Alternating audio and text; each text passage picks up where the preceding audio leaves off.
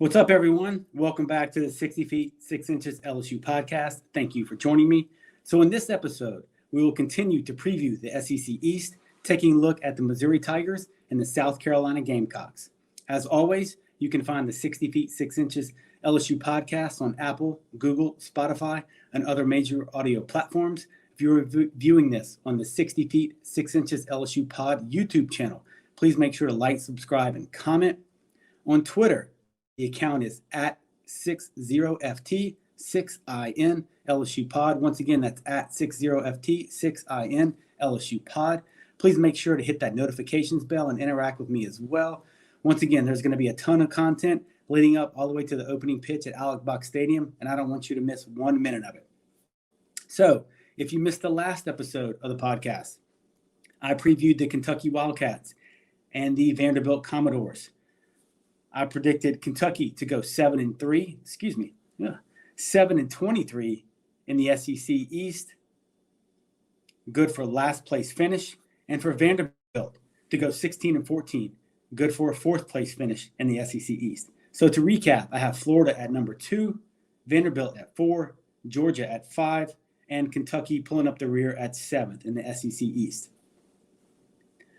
Once again, that episode is linked on the Twitter account, and I will do the same for this one as well, giving you a link to the YouTube channel and the podcast. So let's get into it. First up, the Missouri Tigers. So Missouri finished 2022. They were 28-23. They finished last in the SEC East at 10-20, and they did not make the SEC tournament. In terms of some team statistics for the 2022 team, hitting, they were tied for 6th at a batting average of 283, second to last in hits and doubles, third from the bottom in RBIs and home runs, last in walks, but they didn't strike out a lot. They were the second fewest in the conference in terms of strikeouts as a team. So basically, when you were going to face Missouri, they were going to get their hacks in and put the ball in play a lot. They was not very effective at it. I remember when they played LSU, it's basically anything that came over the plate, they were hacking at. They were very aggressive, looking to put some swings on pitches early in the count and just basically roll the dice and see what happened. In terms of pitching, they had a 5.58 team ERA, which ranked 12th out of 14 teams in the SEC, last in opponents' batting average, last in batters struck out. I bet you know where I'm going with this. They gave up the second most doubles, the fourth most home runs. So basically, listen, as a staff, they didn't strike you out. They really didn't walk you. They just got hit, and they got hit a lot. So not a good year for the staff up in Columbia, Missouri. Fielding, not great at all. Even though they had one of the best shortstops in the SEC, I thought, with Josh Day, who got drafted. They did turn a lot of double plays. Didn't make a lot of errors, but they fielded at a 976 clip. They did allow a lot of pass balls, I saw. That's one of the things that stood out for me in the fielding category. So just not a good team overall, thus the 10-20 record. So no big shock there. In terms of the 2023 schedule for Missouri, they are in the College Baseball Showdown in Arlington, Texas at Globe Life Field. They will be there along with Vanderbilt. Once again, they will take on TCU, Texas, and Oklahoma State. In terms of the SEC schedule, they do open up with Tennessee. So welcome to conference play.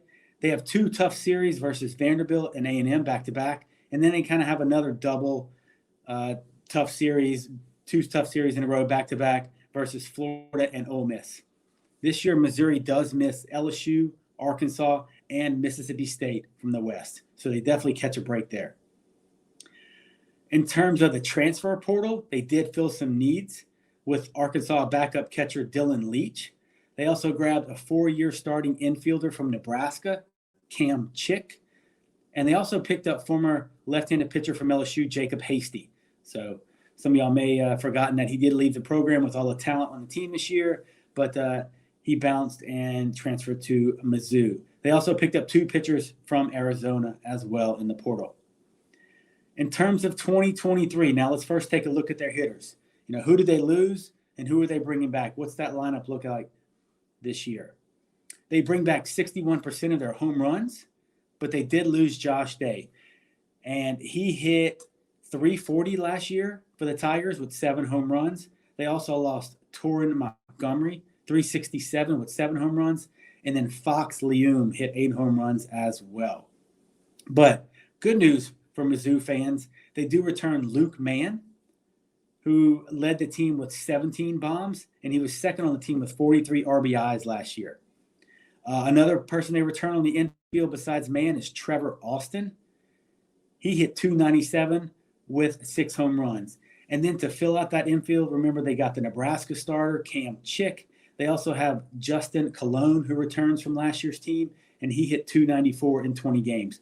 So from an infield perspective, you have Mann, Austin, and then plug and play with the Nebraska transfer Chick. So you have 3 of your spots taken up right there. So they're looking pretty good in terms of experience, in terms of some pop on that infield.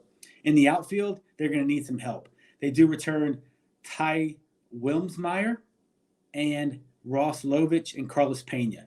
So they have 3 starters returning to the outfield. But those last 2 guys, Lovich and Pena, only hit in the mid-200s. So some work to do with the sticks, but a lot of experience returning for Mizzou. I realize they went 10-20 last year, but at least they have that to lean on. They've been through the struggles and the rigors of the SEC, so they should be more than well equipped to handle this year's schedule. Pitching-wise, they lost weekend starter Spencer Mills, 13 games started. They also lost Nathan Landry, who had 15 appearances, who went 4-2. Christian Wall, 17 appearances. And they lost their closer, Austin Cheeley, who had 5 saves. In terms of returners, it's kind of a mixed bag. They do bring back a couple of experienced arms. So you have Carter Rustad, who had a 4.73 ERA, 51 innings pitched. He only started 3 games, so a lot of his work out the bullpen. So I wouldn't be surprised if they try to put him into a starting role this year. They do bring back one of their starters, Tony Newbeck, 5.63 ERA, 9 games started with 54 innings pitched. So you're looking at potentially 2 weekend guys right there. And the third one is Austin Trusser, 7 games started, 3.64 ERA, 3-2 record. So I'd imagine between Newbeck and Trosser for sure as your weekend starters, and then probably Carter Rustad as well. So some good experience rolling back onto the mound for Mizzou. At the back end, Ian Loesch had 17 appearances and 3 saves, 23 innings pitched with 31 Ks, so above that 1-to-1 ratio that we talk about. So he could potentially slide in to that closer's role. And then you have Hasty, the LSU transfer, who offers you a good arm out the bullpen from the left side. And they're going to look at those transfers to fill the kind of middle relief back into the bullpen, or possibly even slide in as a weekend starter. So my 2023 prediction for the Missouri Tigers, I think they have some good experience in terms of the infielders, outfielders they bring back, and the hitters that they have. They have some pop as well with Luke Mann. And these 2 quality transfers are going to jump right in and play. I would imagine, especially with Cam Chick on the infield, and then obviously Dylan Leach, the backup Arkansas catcher who transferred to Mizzou, is going to be looking to start as well. They have a couple of good arms to compete for a little while in the SEC, I think. I don't know how that's going to hold up over the long haul per se, and how that's going to hold up over 10 series. We're just going to have to wait and see. I just worry maybe a little bit about that middle relief and then the back end of that bullpen. And then, do Rustad, Newbeck, and Trosser have the stuff to get you 4 or 5, so you're not blowing out your bullpen Friday and Saturday. With all that being said, I predict Mizzou to finish 6th this year ahead of Kentucky, and I predict them to go 9-21 in SEC conference play. So we're filling up the SEC East pretty quick. Only have 2 more slots to go. And if y'all keeping up here on the 60 feet, 6-inch LSU pod, you know where we're going. But next up, the Gamecocks of South Carolina. And I'm going to admit, right off the jump, I knew absolutely nothing about this team before I started digging in and started looking at the stats and the schedule and how they finished up last year. I couldn't have named a soul off that team last year. Just persona non grata. They weren't even on my radar last year. So let's get into South Carolina. In 2022, they were 27-28. They went 13-17, which was good for 5th in the SEC East. They lost the play-in game in the SEC tournament. In terms of their statistics last year, from a team perspective, hitting, this is rough. Really, we've had some rough hitting teams or rough pitching teams, but this is really bad. Get a load of this. Last in the SEC at 263. Last in slugging. Last in runs scored. I am not making this up. Last in hits. Last in on-base percentage. I could keep going on, but it's actually kind of fun in a weird way to say this. Last in doubles, triples, and home run. They were horrible. they couldn't hit a lick last year, but they had some guys with some pretty good stats. It was just they just had we look at the totality of their schedule, they just were not a good hitting team. So brutal. Let's just use that word to describe their hitting last year as a team. Pitching, 11th in team ERA at 5.41. Second to last in opponents' batting average against at 263. Second most wild pitches. Second to last in terms of batters struck out. So not great on the pitching side either. Fielding, not great either. They had a 974 clip, which was good for 11th in the SEC. Fourth most errors, really towards the low end in most of the fielding metrics. Let's turn the page because I'm sure South Carolina fans want to turn the page. So let's look forward to 2023 for these guys. Their schedule, they're actually ranked in the top 25 by D1 Baseball. They come in at 23rd. They have a 3-game home series versus Clemson.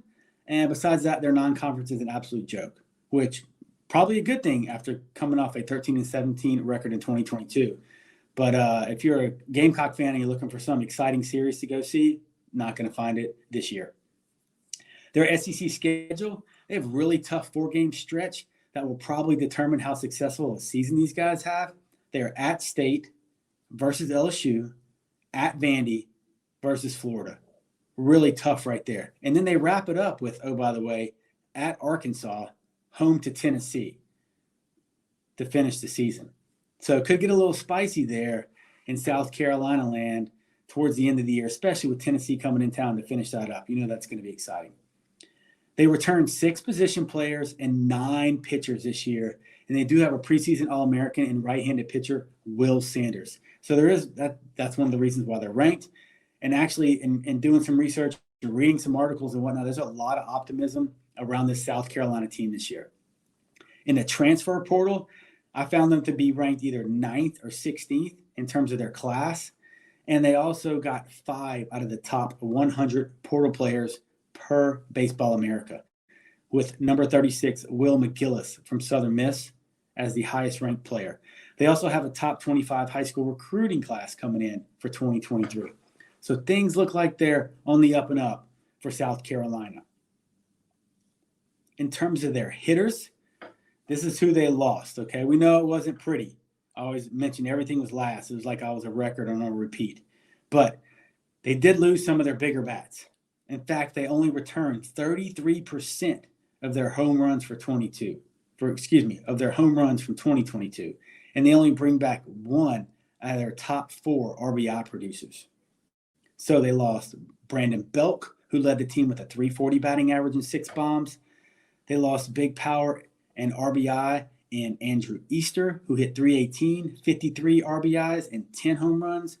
They lost another 15 home runs and 31 RBIs with the departure of Josiah Seitler. So right there, boom, Belk, Easter, Seitler, 3 of their top 4 hitters are gone. Good news is they do return that 4th top hitter and infielder Braylon Wimmer. Last year, he hit 312 with 7 home runs. He was 13 of 14 in stolen bases, and he drove in 35 runs. So a pretty good stat line for the infielder Wimmer there. They also returned Michael Braswell, who hit 284. Kevin Madden hit 244. And both of those guys started 54 and 53 games respectively. So between Wimmer, Braswell, and Madden, you had guys that started nearly every game last year. So a lot of experience coming back for South Carolina. But they're going to get huge boost, potentially. Once again, these are transfers, but these are guys that played, this guy, Will McGillis, played at Southern Miss that beat LSU and lost to Ole Miss in the Super Regionals. So McGillis last year, he had 16 home runs. And that's saying a lot when South Carolina only has 19 home runs returning to their team. On top of that, outfield key transfer Caleb Denny from Oral Roberts. He hit 311 with 11 home runs.